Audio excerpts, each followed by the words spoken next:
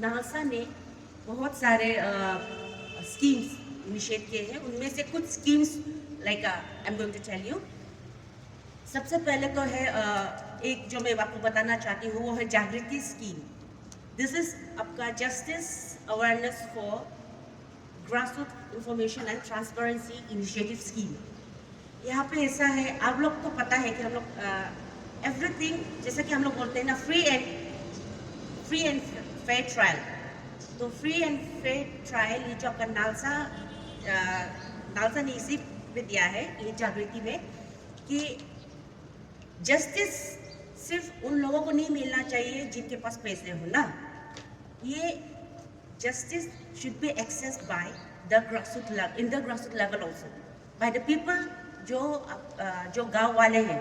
आपका grassroot level बोला जाए तो जो आपका गांव में रहते हैं, जो इंटीरियर प्लेसेस में रहते हैं, जैसे कि फॉर एग्जांपल यहाँ पे क्या बोले हम लोग बोला जाए, जैसे कि कारको हो गया, एक बस्ती हो गया हमारा अपर सियांग में हो गया। फिर हम ईस्ट सियांग में बोला जाए तो जैसे नापित हो गया, आपका ये मुरबुक हो गया, वो एक विलेज हो गया ना। तो हर एक डिस्ट्रिक्ट में, हर एक गांव में, मैंने तो सिर्फ अभी ईस्ट सियांग का बोला है, तो ये आपके हर इंडिया का हर एक गांव में उस लेवल पे जहाँ पे लोगों को पता नहीं है कि उन्हें भी जस्टिस मिल सकता है बिना पैसा खर्च करे, तो ये अवेयरनेस सबको पहुंचाना इस स्कीम के अंदर आता है। दिस इज कॉल्ड जागृति स्कीम। जो आपको ये नालसा का जो थीम एक्सेस टू जस्टिस ये अवेलेबल है, ये खबर सबको पहुंचाना ये इस स्कीम के अंदर में आता है, Jagriti. And this is mostly targeted to आपका वुमेन एंड चाइल्ड, क्योंकि लड़के तो बाहर जाते हैं, they have the knowledge, means ऐसा माना जाता है कि they might have the knowledge, लेकिन जो घर पे रहते हैं, जिनको बाहर दुनिया की कुछ खबर नहीं है, जो बच्चे हैं जिनको कुछ खबर नहीं होता है बाहर दुनिया में क्या चल रहा है ना, तो गांव में जाके, बस्ती में जाके ये खबर पहुंचाने का ये इनिशिएटिव, ये जागृति स्कीम में दिया गया है। दूसरा स्कीम है आपका आशा, जो है aware support health and action, और ये है आपका towards elimination of child marriage. Child marriage आपको पता है ना, चाइल्ड मैरिज वो है जो हमारे यहाँ पे एलिमिनेशन ऑफ चाइल्ड मैरिज हो। चाइल्ड मैरिज क्या है? जो जिनका शादी हुआ है बिफोर अटेनिंग देयर मेजॉरिटी। आपको मालूम है चाइल्ड, हम लोग बोलते हैं ना चाइल्ड, जिसका एज 18 से छोटा है, जिसका कम है, वो है चाइल्ड। तो जो चिल्ड्रन है, जो चाइल्ड है, जो बच्चे हैं जिनका शादी हो जाती है, चाइल्ड मैरिज, और इसको एलिमिनेट करने का ये आशा स्कीम ने लिया है। तो यहाँ पे जैसे कि हो गया जेजे एक्ट। जेजे एक्ट में भी हम लोग यहाँ पे एनडीपीएस वाले कुछ लोग हैं यहाँ पे, तो यूटीपी से, तो जेजे एक्ट में क्या होता है, वो लोग जिनका एज 18 से छोटा है, कम है, उनको माइनर बोला जाता है ना। But when it comes to child marriage, elimination of child marriage act, marriageable age कितना है आपको पता है? एक लड़के का उम्र कितना होना है शादी करते समय? एक लड़का का उम्र कितना होना है शादी होते समय? को मालूम है? एज पर आपका ये child marriage, prevention of child marriage act, कोई भी लड़की अगर वो शादी करना चाहे तो शी हैज टू, उसका एज 18 इयर्स होना ही होगा, मिनिमम ऑफ 18 इयर्स से ज़्यादा होना होगा। और लड़कों का इट्स 21 इयर्स, नॉट 18। ओके, तो जैसे कि लड़की का 18 हो गया, लड़का भी 18 है, लड़का बोलेगा नहीं आई एम ऑल्सो मेजर, मैं भी मेजर हो गया हूँ, like I M in love with her, मैं उससे प्यार करता हूँ, शादी करूँगा ना। तो अगर शादी करे क्या होगा? जेजे एक्ट में फंस जाएगा, वापस आना पड़ेगा। तो ये इंफॉर्मेशन, ये खबर बहुत सारे लोगों को पता नहीं है, गांव में तो पता ही नहीं है। उनको लगता है कि हाँ 18 इयर्स हो गया शादी कर देंगे, शादी करा देंगे। कोई को तो 18 इयर्स नहीं होने से पहले शादी करा देते हैं ना। तो this scheme talks about that.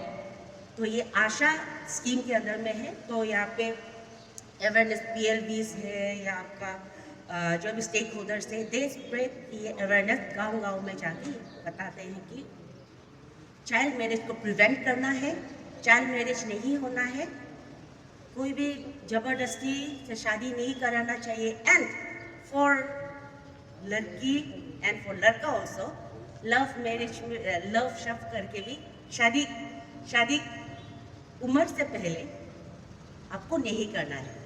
तो ये अवेयरनेस फैलाते हैं ना ये आशा, ये स्कीम के तहत। और दूसरा है dawn, DAWN, this is drug awareness and wellness navigation.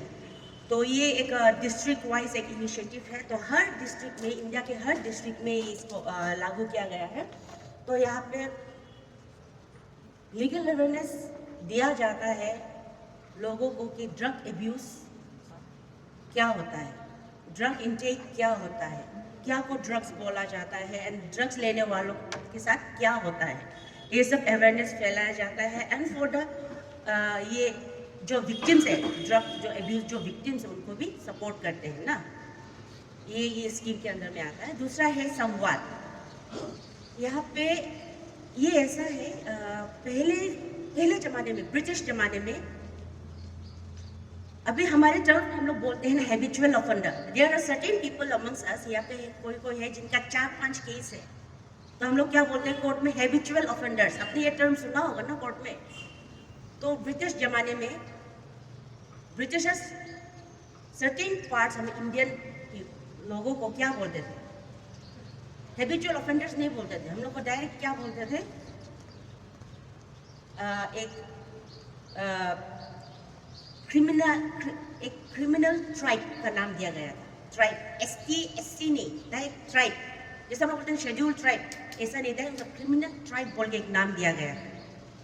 तो मोस्टली हमारे यहाँ पे नॉर्थ ईस्ट में तो आया नहीं था, बट देन यहाँ से बहुत सारे लोगों को डायरेक्ट, मतलब ट्राइब में ऐसा हो गया था कि अभी एक इंसान को अगर उन्होंने आइडेंटिफाई कर दिया कि he belongs to this criminal tribe, उसका जो बेटा होगा, बेटी होगा, सारा फैमिली को वही ट्राइब का एक सर्टिफिकेट देगा और सारा कुछ भी एक्शन उसके ऊपर लिया जाएगा, ऐसा था। तो वो चीज़ जो चेंज हो गया है आफ्टर इंडिपेंडेंस के बाद, एंड उसको नलीफाई कर दिया गया है, डीनोटिफाइड कर दिया गया है, बट स्टिल उनके कुछ वो है, मतलब सर्टेन अभी भी उनकी फैमिलीज है, उनको अभी भी वो टारगेट किया जाता है। तो ये संवाद स्कीम में इट टारगेट्स दोज पीपल कि आपका भी हक है, आपको भी जस्टिस मिल सकता है, आपको भी फ्री एंड फेयर ट्रायल मिल सकता है, ये अवेयरनेस फैलाया जाता है। एंड दूसरा हो गया आपका Sakhi, this is social welfare access to destitute children. हमारे यहाँ पे बहुत सारे बच्चे होते हैं जिनके माँ बाप नहीं होते, जिनके माँ बाप गुजर जाते हैं, तो they have nowhere else to go, जाने का कोई जगह नहीं होता है, चाचा चाची कोई भी, मतलब सब उनको त्याग देते हैं, नोबडी सपोर्ट्स देम ना। तो उनका क्या होता है कि कुछ भी उनका कुछ रिकॉर्ड ही नहीं होता है, ना बर्थ सर्टिफिकेट है उसके पास, ना आधार कार्ड है, ना ST है, ऐसे सोसाइटी में इधर उधर घूम रहे हैं। तो इस स्कीम के तहत जो वॉलंटियर्स है, जो स्टेक होल्डर्स, वो लोग क्या करते हैं, दे आइडेंटिफाई ऐसे लोगों को, ऐसे बच्चों को आइडेंटिफाई करते हैं। आइडेंटिफाई करके क्या करते हैं, हम लोग क्या करते हैं, वी हेल्प देम, उनका डॉक्यूमेंटेशन हो, आधार कार्ड बनाने में हम लोग हेल्प करते हैं। उनका आधार कार्ड में क्या होता है, देयर एक सर्टेन आइडेंटिफिकेशन नंबर, एक पर्टिकुलर आइडेंटिफिकेशन नंबर होता है, मेरा भी है, हर किसी का होगा, हर पर्टिकुलर इंसान का अपना अपना एक ID नंबर होता है।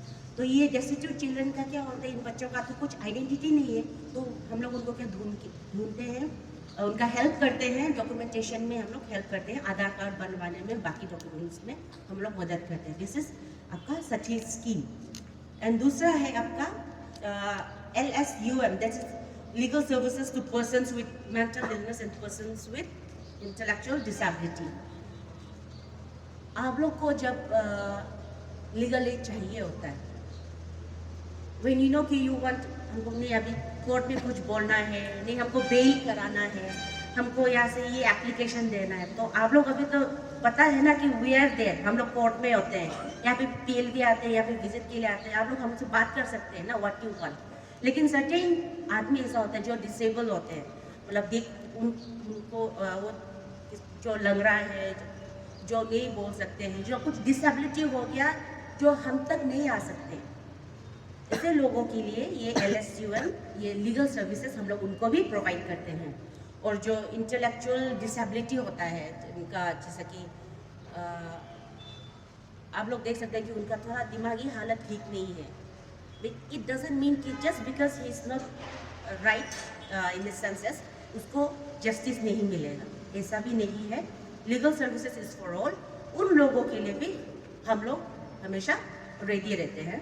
एंड व्हेन वी फाइंड, यहाँ पे भी कुछ एग्जांपल्स है कि यहाँ पे एक दो यूट्यूबर्स है जिनको थोड़ा मेंटली उनको मेडिकली कुछ ज़रूरत था, तो लास्ट यहाँ पे भी हम लोग आए थे, हम लोगों ने आइडेंटिफाई किया, फिर यहाँ पे डॉक्टर आए, उनका चेकअप किया, ये सब हम लोग प्रोवाइड करते हैं। दूसरा है LSUC, that is child friendly and legal services for children. तो यहाँ पे ऐसा होता है कि आप लोग यहाँ पे वो यूट्यूबी लोग हैं जिनका एज 18 से ज़्यादा है, ऐसे वाले भी लोग हैं जो हमें चाइल्ड ऑफेंडर्स हैं, जो यहाँ पे जुवेनाइल होम में रहते हैं, या फिर कुछ कुछ जगह में ऐसा है कि जो ऑफेंड करते हैं, जो क्राइम कर देते हैं ना, लेकिन उनका एज जो कम होता है, उनको भी हम लोग रिप्रेजेंट करते हैं, उनको भी हम लोग लीगल सर्विसेज देते हैं। दोज चिल्ड्रन, वो बच्चे जिनका एज 18 ईयर्स से कम है, उनको भी इक्वली एक एडिक्वेट लीगल काउंसिल दिया जाएगा, लीगल प्रोविजंस दिया जाएगा, कोर्ट में कैसा उसका हेल्प कैसा करना चाहिए, ये सब उनको प्रोवाइड किया जाएगा। तो बच्चों को भी, बड़ों को भी, and people with mental disability, सब के लिए ये इक्वल है। एंड दूसरा है एक नालसा हेल्पलाइन।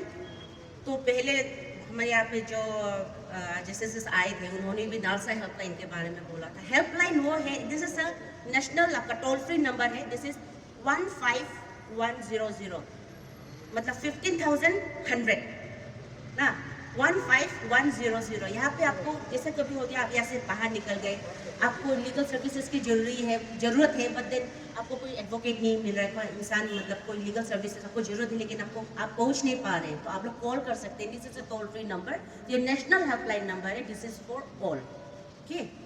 और नॉट ओनली दिस, अभी तो ऐसा भी हो गया कि we have legal services mobile app. अभी मोबाइल ऐप में if we go to Play Store, हम लोग अगर जब प्ले स्टोर में जाएंगे ना, हमारे यहाँ पे लीगल ऐप है, जैसे कि सबसे जो वो है एक्टिव है, that is India legal app. यहाँ पे आपको कोई एडवोकेट से किसी को कंसल्टेशन चाहिए तो वो भी आपको मिल जाएगा, आपको टाइम फ्रेम दिया जाएगा, टाइमिंग दिया, कॉन्टैक्ट नंबर दिया जाएगा, and they will contact you, या आप भी कॉन्टैक्ट कर सकते हैं। दूसरा ऐप है दैट इज रॉकेट लॉयर, वो भी आप लोग प्ले स्टोर से डाउनलोड कर सकते हैं। तो रॉकेट लॉयर में क्या, आप लोग को जैसे कि कुछ एप्लीकेशन बनाना है, वो रॉकेट लॉयर डाउनलोड करने के बाद आपको जैसे कि आधार कार्ड के लिए ही, या फिर इनर लाइन परमिट के लिए, या कुछ कोई भी लीगल डॉक्यूमेंट आपको कुछ बनाना है, आप एडवोकेट के पास नहीं जा सकते हैं, तो आप लोग क्या ये रॉकेट लॉयर डाउनलोड कर सकते हैं। यहाँ पे आप टाइप करेंगे ना, जैसे कि application to deputy commissioner for, जैसे कि for issuance of for example आपका आधार कार्ड, जैसे, या फिर आपका हो गया कि आपको छुट्टी चाहिए, आप एप्लीकेशन नहीं लिख पा रहे हैं, आपको आइडिया नहीं है कौन सा स्टाइल से आप एप्लीकेशन लिख दिया जाएगा, तो आप application to district and sessions जज फॉर लीव, तो वो आपका निकल जाए, आपको मतलब एक फॉर्मेट दिया जाएगा। तो इट विल मेक यू, मतलब ये इजी आपको मतलब लीगल डॉक्यूमेंट्स प्रोक्योर करने के लिए ये इजी तरीका है। दूसरा है आपका लेजिट ऐप, LEGID ऐप। यहाँ पे भी आपको लीगल एडवाइस दिया जाएगा, आपको एडवोकेट्स का नाम, वहाँ पे आप डाउनलोड करने से एडवोकेट्स का नाम दिया जाएगा, एंड आपका कॉन्टैक्ट नंबर भी मांगा जाएगा, एंड देन एक सेशन होगा जहाँ पे आप बात कर सकेंगे। ज़रूरत नहीं है कि आपको यहाँ पे कोर्ट में जाके एडवोकेट ढूंढना होगा, या चैम्बर जाके एडवोकेट ढूंढना होगा, ये ऐप के थ्रू भी आप नेशनल लेवल पे भी आपको एडवोकेट आपको दिया जाएगा, मतलब आप कंसल्टेशन आपके लिए फ्री होगा ना। दूसरा है ये Arunachal Pradesh victim compensation scheme, ये 2024 का एक ये अपडेटेड स्कीम है। तो यहाँ पे सब शॉर्ट में मैं आपको बताऊंगी। तो भी जो डेथ होता है आपका ड्यू टू क्राइम, किसी का डेथ हो गया तो उनको फैमिलीज को 5 लाख दिया जाएगा। अगर कुछ अननेचुरल डेथ हुआ प्रिजन या पुलिस कस्टडी तो उनको 5 लाख।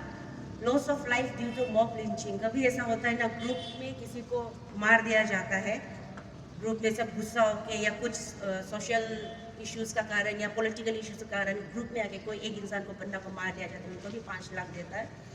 या फिर कोई ऐसे मॉब लिंचिंग, उसको मॉब लिंचिंग बोलता है जब ग्रुप में किसी को इंज्योर कर देता है, तो उसमें किसी का 50% बॉडीली इंज्योर हुआ तो उसको 2 लाख, अगर लेस देन 50% इंजरी हुआ तो उसको 1 लाख। और फिर psychological injury during rehabilitation due to mob violence, ऐसा मॉब वायलेंस के कारण किसी को साइकोलॉजिकल इंजरी हुआ तो उनको भी 1 लाख दिया जाता है। किसी का रेप हुआ तो विक्टिम को 5 लाख, रेप के साथ किसी का डेथ हुआ तो उनको फैमिली को 7 लाख दिया जाता है। सेक्सुअल असॉल्ट तो पहले हमने बहुत बार आपको बताया है, just it's not only rape, आपने किसी को गलत से छू दिया, उनके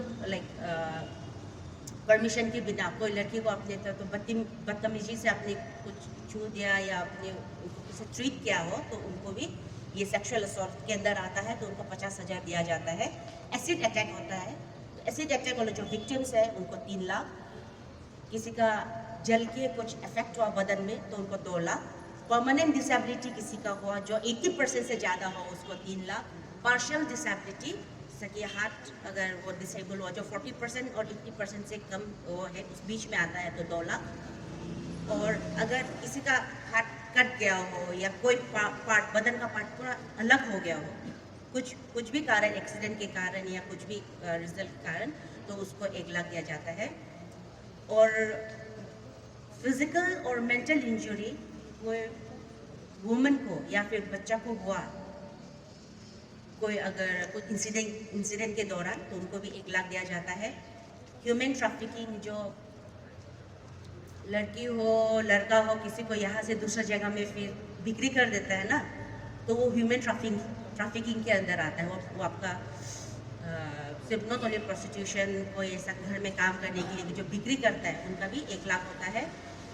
और लॉस ऑफ फीटस, ऐसा होता है ना कोई डोमेस्टिक वायलेंस में हस्बैंड या कोई फैमिली कोई मेंबर कोई प्रेग्नेंट लेडी को मार के जिसका मिसकैरेज होता है उनको भी 1 लाख दिया जाता है। और कोई इंसान जो 18 ईयर्स से बिलो हो, उसको किसी ने मार दिया हो, उसको जो फिजिकल एब्यूज़ हो गया हो तो उस माइनर को 2 लाख दिया जाता है। और ये सब आपका अरुणाचल विक्टिम कंपनसेशन स्कीम के अंदर आता है। This I am telling you कि ये शायद अगर आपके साथ नहीं भी हुआ हो, आपके फैमिली मेम्बर्स के साथ भी हुआ हो, तो आप लोग ये चीज़ अपने फैमिली मेम्बर्स को बता सकते हैं। So that's it. मैंने बहुत ट्राई किया शॉर्ट रखने के लिए, एंड आई होप मैंने जो भी बोला है आपको समझ में आया होगा।